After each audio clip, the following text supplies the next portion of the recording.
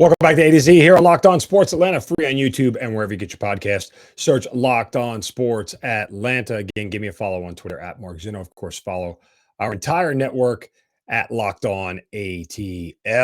All right, we have to get to some Major League Baseball trade deadline news that has come up as well. Braves getting set to start a series with the Arizona Diamondbacks, but now, oh God, this is going to get ugly. Time to hand out a shovel of wisdom. Brace yourselves, because it's time for the Shovel of Wisdom.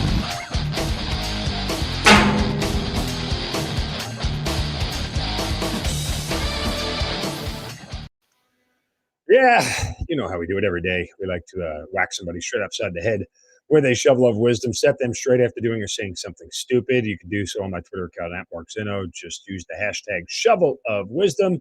And today my shovel goes to American Airlines. Oh, God. Folks, I have to tell you the living hell that I've been through with American Airlines over the past 4 days. So, as if you've been watching and listening to the show, you know I was away in the Pocono Mountains in Pennsylvania with the family every year. Long story short, my parents booked this vacation for all their kids and all their grandkids to come together for one kind of non-holidays, Christmas and everything else. Everybody's busy, but just a summer vacation for all of us. So, uh, because I am a patron of Delta and I don't like to fly any other airline, they're just comfortable for me, whatever. But Delta didn't fly to where we were going. The closest airport to where we were going was in Scranton, Pennsylvania. I don't know if any of you know about Scranton, Pennsylvania, but it's a small little town right in central PA. Yankees farm team is actually, AAA farm team is actually there in Scranton. So there's a small little airport there, and it's about an hour away from the Pocono Mountains in Pennsylvania where we were going for the week. So I booked the flight, whatever, has to be a connecting flight, and I had my twins, my two 6-year-old boys with me. And we're flying from Atlanta to Charlotte and then Charlotte to uh, Scranton. Well, our flight out on last Sunday, was scheduled for about 7 o'clock in the morning. Connecting flight in Charlotte and then on to Scranton. I get the email at 11:30 the night before, as I'm getting ready to go to bed, that my flight out of Atlanta to Charlotte has been delayed. This delay now forces me to miss my connection because my luggage wouldn't have made it. I wouldn't have made it on time. They gave me about 20 minutes. And so I call them up, and I have no choice at this point in time but to fly to Philadelphia and now drive 2.5 hours instead of an hour to get there. Okay. Oh, by the way, the delay was for crew, not for maintenance, not for airplane, not for weather, nothing. It was a crew related delay. And so uh, I end up flying to Philadelphia. When I get to Philadelphia and I try to change my rental car reservation that I originally booked at the Scranton airport, leaving there and then coming back there, well, lo and behold, you can't do that with a lot of these rental car companies. And they want to charge you extra for taking a rental car from one place and then bringing it to another, right? So there's that. So I finally get a rental car and I end up driving the 2.5 hours. I get no notifications about my flight on the way back. Everything seems to be going. I get to the Scranton airport, drop the rental car off. $1,200 later, I might add you. Drop the rental car off, and then check in, send my bag underneath, sitting in the airport. We're there for about 35, 40 minutes when I get the email that my flight from Charlotte back to Atlanta last night, which was supposed to leave at 10 p.m., is now not leaving till 1:15 in the morning. Good job, American Airlines. And I'm like sitting there, I'm like, dude, there's no way you're going to expect me to sit in the airport with two small children for 4 hours till 1 o'clock in the morning to get them on the flight. This is nuts. They have no other flights going, this, that, and the other. I'm like, fine, suck it up and deal, whatever. Again, by the way, delay due to crew, nothing else other than crew. And so I'm mid flight. I bought the Wi Fi. Mid flight, I get the email. My flight was canceled. Oh, my flight from Charlotte to Atlanta was canceled now. Now I've got no flight.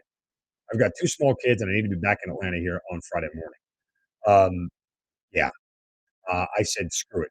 I rented another car and drove from Charlotte back to Atlanta last night, all because American Airlines can't run any flights correctly. Here's the real kicker. This is great. When I asked for my luggage, they told me I couldn't get it because it was the final destination was checked through to the final destination of Atlanta. They refused to go get my luggage. So I drove back last night without any luggage. American Airlines calls and got my luggage back. That company sucks. I I would never fly that airline again. They started chatting with me back and forth on Twitter, and they're like, "Oh, let's see if we can compensate you." I'm like, "I don't want your flight voucher. Either. Never getting on your airline again." It doesn't start with refund or reimburse. You're wasting my time. Screw you, American. Ugh, good Lord, what a mess of garbage that was. All right, let's get back to sports here. Anyway, Braves are still sort of quietly lurking here at the deadline. New York Mets yesterday acquired Tyler Naquin from the Cincinnati Reds. He's a former first round draft pick 10 years ago, a long time ago. And this is a guy currently that is batting 246 with 7 homers and 33 RBIs in 56 games for the Reds. So he's going to be a platoon type player for the Mets. And you're saying to yourself, Zinno, why do I care? What's the big deal? This guy isn't anything. That sounds and feels eerily similar to what it felt like when the Braves got Eddie Rosario or Jock Peterson, right? Nobody knew who Eddie Rosario was. Jock Peterson you knew. But nobody really knew who Eddie Rosario was. Nobody really knew what he was capable of. He had okay numbers. Jock Peterson had awful numbers when he got here. He was batting 240 thing with like 8 home runs when he got here. It seemed like an under the radar move that no one really cares about. Supposed to be a platoon player, left-handed bat for the Mets. Now, I'm not saying that he will have the same effect, but that's kind of what it feels like. And I only bring it up to say, where is the Braves sort of move like that? What are we waiting on here? I'm starting to get a little bit nervous. We've got 4 days to the trade deadline, 30th, 31st, 1st, 2nd. Now, of course, that still feels like a lot of time, and it is, but are the Braves going to make a move? Um, to me, it feels like it's a necessity.